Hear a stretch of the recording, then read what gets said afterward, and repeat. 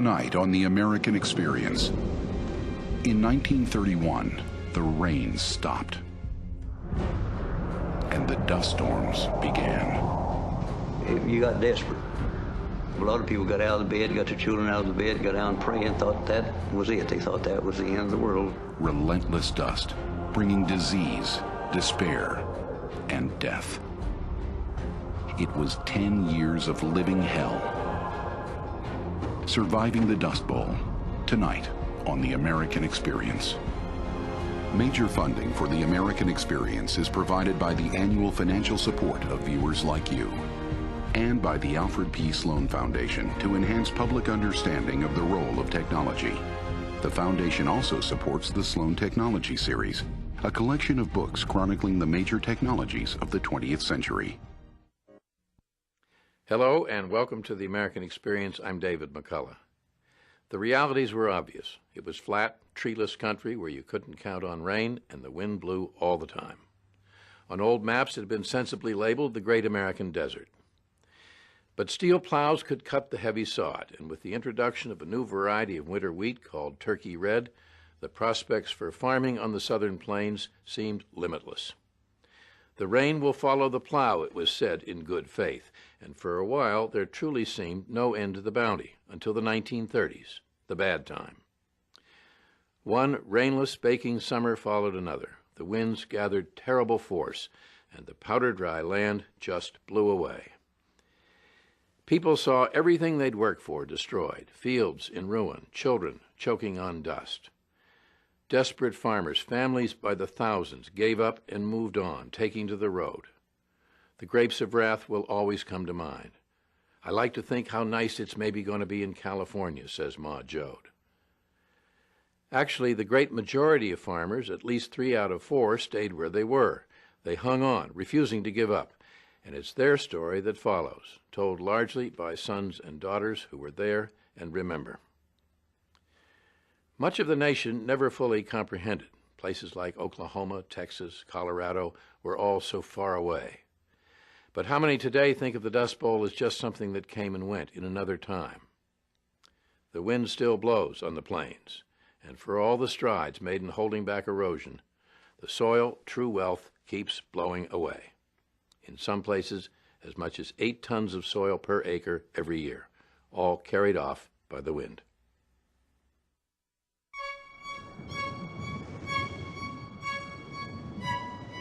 Black blizzards, they were called. Dark clouds reaching miles into the sky, churning millions of tons of dirt into torrents of destruction. We could see this low cloud bank, it looked like. You could see it all the way across. And we watched that thing, and it got closer. It seemed to kind of grow, you know, it was getting closer. The ends of it would seem to sweep around, and you felt like, you know, you were surrounded. Finally, it'd just close in on you, shut off all light. You couldn't see a thing. And it kept getting worse and worse, the wind blowing harder and harder, and kept getting darker and darker. The old house just vibrating like it's going to blow away. And I started trying to see my hand. I kept bringing my hand up closer and closer and closer and closer, and I finally touched the end of my nose and still couldn't see my hand. That's how black it was. A lot of people got out of the bed, got their children out of the bed, got down praying, thought that was it. They thought that was the end of the world. Dust storms engulfed whole towns, ensnaring residents in a whirlwind of stinging, blinding dirt. Thousands would get sick from a mysterious illness. Scores would die. When those dust storms blew and you were out in them, well, you spit out dirt. It looked like tobacco juice, only it was dirt. When I'd see one of these black clouds rolling in, I remember thinking, why is it so dark? Why is it so dirty? What have I done now? What did we do to cause this?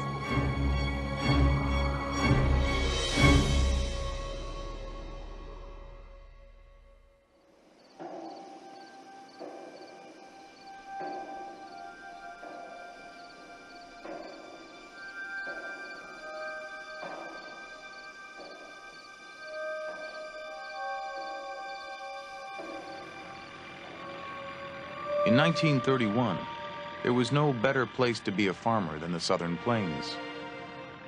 The rest of the nation was in the grip of the Great Depression. But in wheat country, they were reaping a record-breaking crop.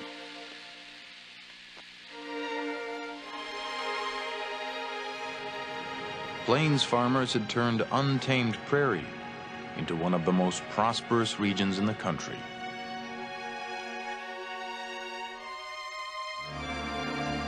I came to Meade County, Kansas, fired with ambition to become a wheat farmer. Lawrence Fobida had come from Nebraska's Corn Belt to start his own farm. He was one of those who believed he had found paradise. Harvesting wheat was a thrill to me. The roar of the laboring motors and the whine of the combine was music to my ears. It was breathtaking. Hundreds of acres of wheat that were mine. To me, it was the most beautiful scene in all the world.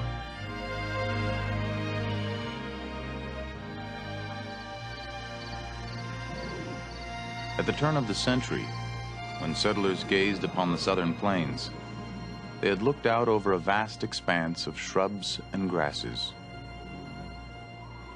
The land was green and lush, and the soil so rich, an observer noted that it looked like chocolate where the plow turned the sod.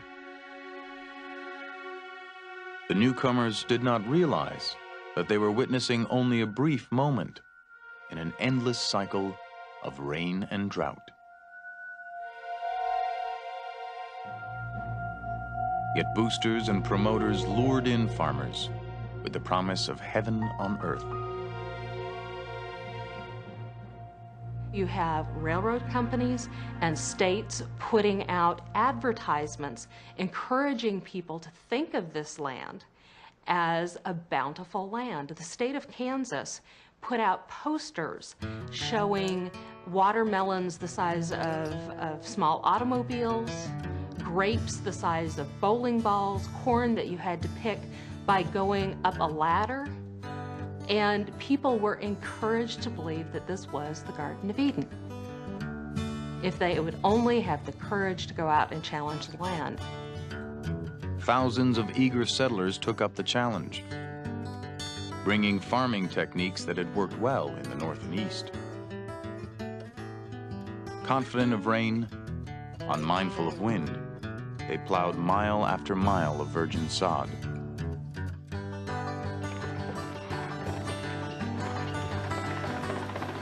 With the outbreak of World War I, Washington wanted wheat. Wheat would win the war. With record high prices, the promise of the land was coming true. Millions of acres of grassland would feel the plow for the first time. The race was on to turn every inch of the Southern Plains into profit.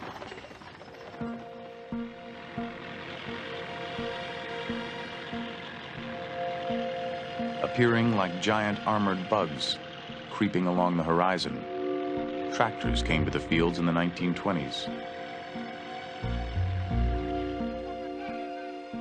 With a team of horses, a farmer could barely turn 3 acres of prairie sod in a day.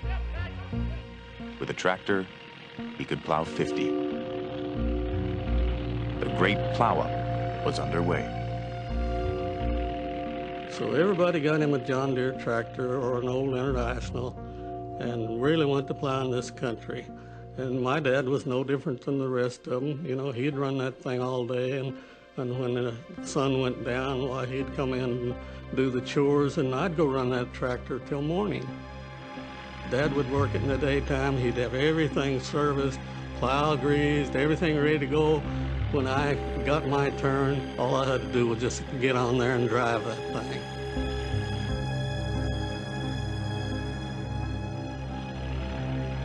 With so much bounty flowing from the Southern Plains, outsiders saw an opportunity to make a killing and began speculating on wheat.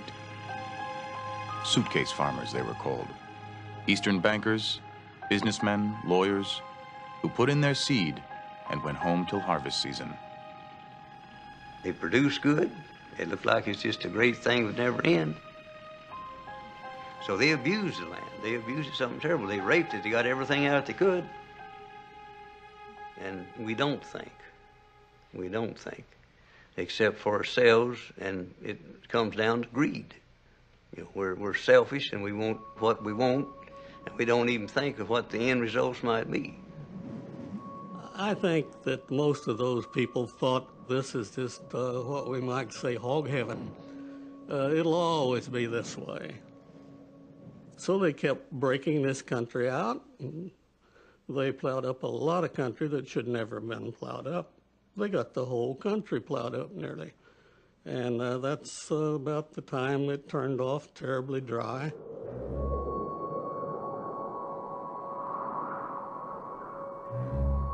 Whirlwinds had always danced across the fields on hot, dry days. No one took much notice that these swirls of dust were growing thicker, taller, and faster than usual. Then, in the summer of 1931, the rains stopped. Wheat withered in the fields, leaving the land naked and vulnerable to the menacing winds. But no one was prepared for what was to come. The winds unleashed their fury with a force beyond my wildest imagination. It blew continuously for 100 hours, and it seemed as if the whole surface of the earth would be blown away. As far as my eyes could see, my fields were completely bare. As dust enveloped the atmosphere, it got into the eyes, the nose, the mouth. Breathing became difficult.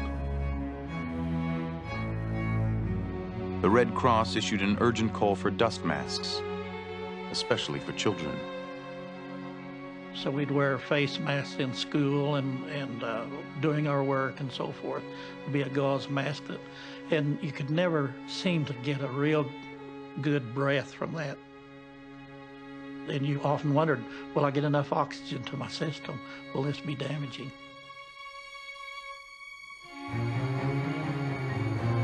Residents grabbed any bits of cloth to cover their faces. The plains began to resemble a World War I battlefield, with dust rather than mustard gas fouling the air.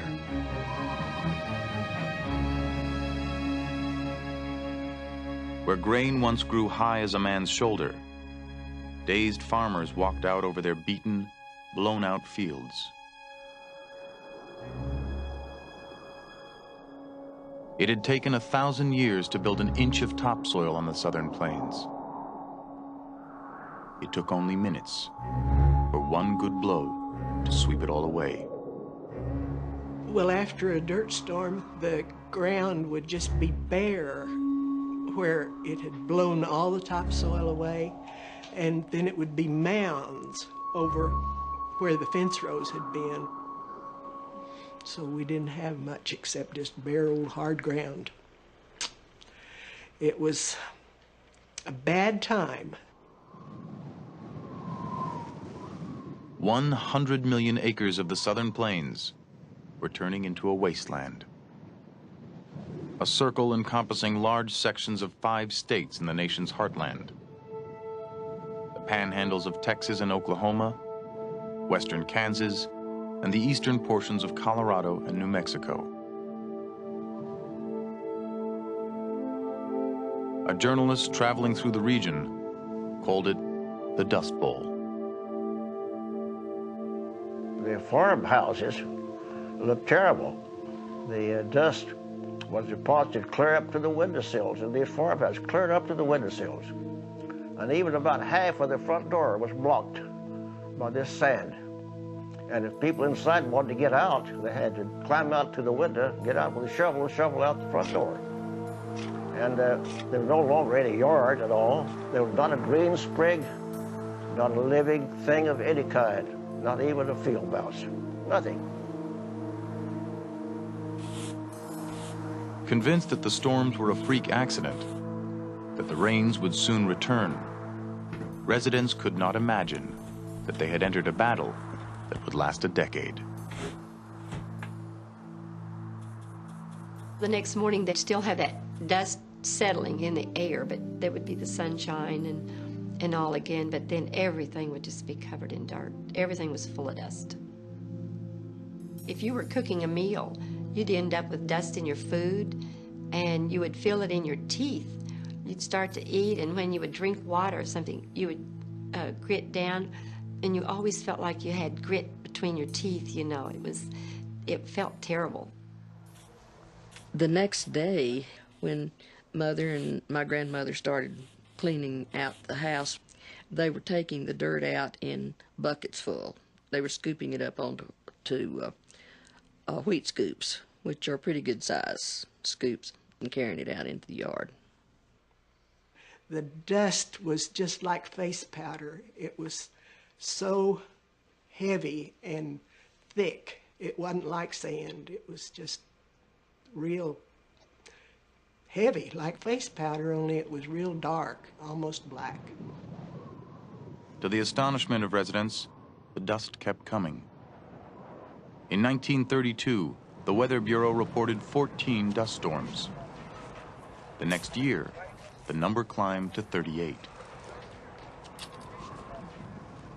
People tried to protect themselves by hanging wet sheets in front of doorways and windows to filter the dirt.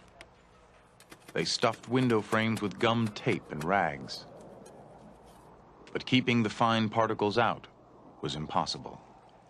The dust permeated the tiniest cracks and crevices. We just had a lot of dirt. I just grew up with it, thought that's what life was all about.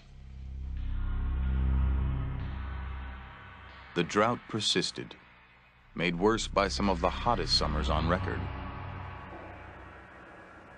Windmills provided drinking water from deep wells, but the fields were bone dry. Still confident that the rains would return, farmers continued to plow. Out of this blast of dust, one observer wrote, the men of western Kansas whistle and go right on sowing wheat. If Dad was in the field, we were always afraid. You know, we didn't know whether Dad could get in or not because the dust was so bad. Dad always had a tendency, like most men did, I guess. They would stay in the field until the storm got there. So Mom and we kids were at home watching, waiting for Dad to come in, thinking he would surely come before the dirt hit. And usually he didn't. And then we'd have to worry about him getting in. And worry was part of my makeup, so I worried about him.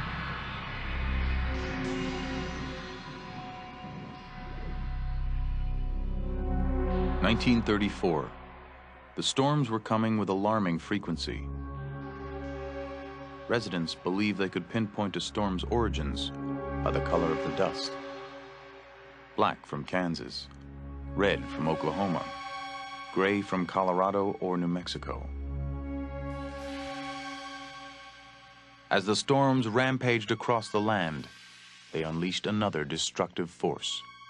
I can remember when Dad had a good wheat crop growing, and it blew terribly hard for 2 days. At the end of that 2 days, static electricity, the electricity in the air, had completely killed the wheat crop. All of that green wheat had just turned brown and was dead. I had a little garden, and I had me some watermelons, and I'd carry the bucket out and water. And I remember went out that evening watering, I had some little watermelon about as long as a little finger, just pretty and shiny with little fuzz on them, you know. And went out the next morning after one of them sandstorms, and there the watermelons, vines whipped around them little melons, just black as tar. It completely just, because of static electricity and then that continuous wind. For farmers, it was going on 3 years of planting with little to show for it. The hard times were beginning to take their toll. I can remember looking at Dad, and he'd be laid back in his big chair, his old lounge chair, you know, with his feet up. and usually one of the kids on his lap, but he would just be, you know, kind of looking off into space or something. You could tell. You could tell by his attitude if he was depressed.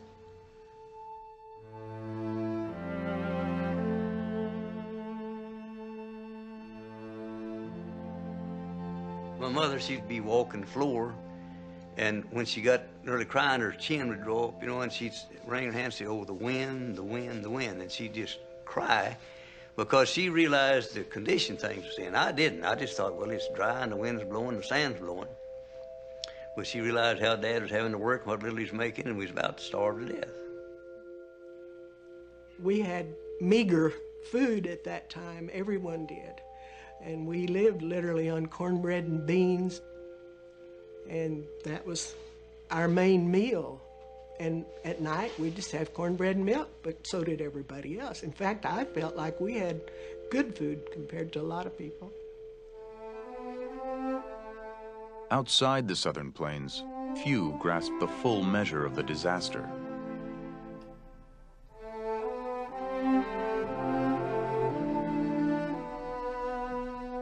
In Washington, the Dust Bowl was seen as just another trouble spot in the nationwide crisis of the Depression.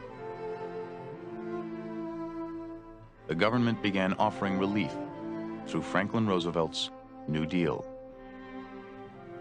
My dad was really proud. He thought it was charity to take help from the government, and for a long time he wouldn't, even when government programs came in, you know, in relation to his farming, where he could have been paid for certain farming practices. There was quite a while that Dad wouldn't do it. The sturdy people who settled this country were not leaners, residents insisted. Yet most had no choice but to suffer the humiliation of relief checks and food handouts. There was a time when there was canned food that was available to people who were in the situation that we were. We were poor, I guess. We didn't call ourselves poor, but I guess we were. And, but Dad wouldn't. He wouldn't let Mom get it. I think Dad would have let us eat pretty poorly before he would have accepted any help. He thought that it was his job. He was a breadwinner of the family, and it was a disgrace for him to let someone else come in and take care of his family, and he felt like that's what was happening. Piece by piece, farmers were losing everything they cherished. In the fall of 1934, with livestock feed depleted, the government began to buy and destroy thousands of starving cattle. Each and every day got worse, and you couldn't see no end. You couldn't see anything of any improvement. And the government come in and took the cattle and killed them, pay $16 for a cow and $3 for a calf. When that was gone, and you didn't have anything hardly left. Of all the government programs, cattle slaughter would be the most wrenching. Well, that cow, you'd milked her, you see her big old kind eyes, and she furnished you milk and food, and then see them just take the leader off. You knew that was the end of her. That was the end of her life. Well, when was yours coming? You know, it was pretty sad. Sure. With the Southern Plains becoming more desert-like with each passing month, residents themselves were beginning to wonder whether the only difference between the Dust Bowl and the Sahara Desert was that a lot of damned fools were not trying to farm the sands of North Africa.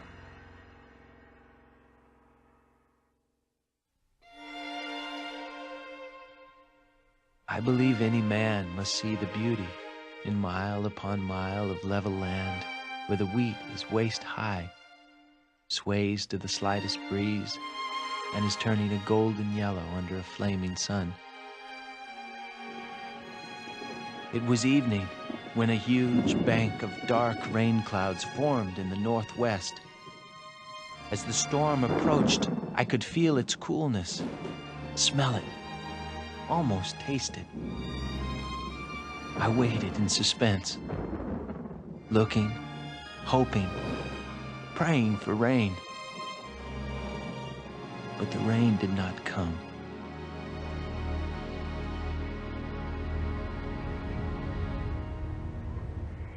1935. After years of drought and dust, the land was now being destroyed by another kind of plague. Hundreds of thousands of starving jackrabbits came down from the hills, devouring everything in their path. Dust bowlers were forced to begin an extermination campaign. Almost every Sunday, people gathered to take part in rabbit drives. When we first came over the hill there on this one drive, there were a big line of us. It just looked like the country below us just all began to move. Looked like a herd of sheep, but it was jackrabbits. The first rabbit drive that I ever witnessed was with shotguns, but that was kind of dangerous, so then they decided later that they'd have some more of these rabbit drives and would just use clubs. So they would form lines of people, and these lines of people would march down through that country and come together and funnel these rabbits into those pens. And any that tried to get back by you, which would be a lot of them, well, you were supposed to knock them in the head with a club as they came by.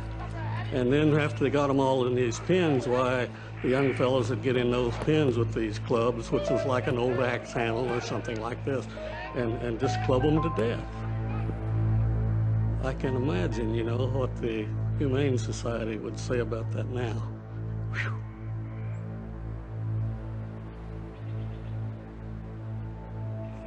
You could hear the rabbits screaming, you know. That's what was scary to me. I think that sound affected everyone. I know it sounded terrible to me as a little girl. And I'd think, sounds like a baby crying or squealing or, you know, being hurt. It was really sad. And then this dirt storm was coming in at that time. But it was starting to get dark. And, you know, some people felt that was the wrath of God coming up on them when they'd kill these rabbits like this.